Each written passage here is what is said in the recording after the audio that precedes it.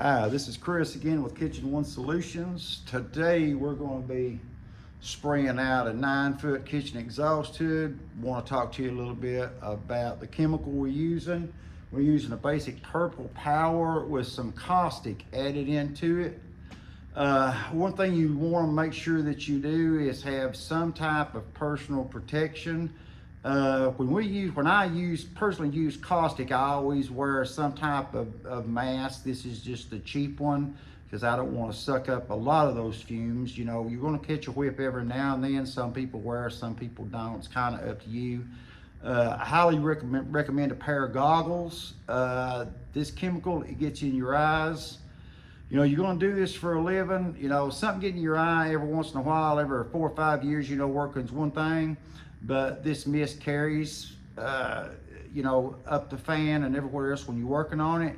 If you're constantly getting this chemical, even just a small amount in your eyes, over a period of time, it can cause a lot of damage. Another thing is just the cheap plastic gloves. Same way the chemical we're using today has got a caustic base to it.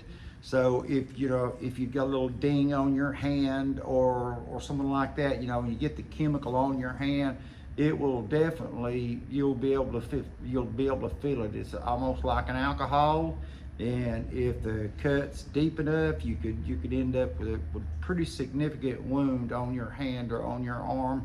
So I keep my arms covered, I keep my hands covered, I keep my eyes covered, and I wear a mask anytime that we're cleaning one of these. And we'll start the cleaning process in just a bit.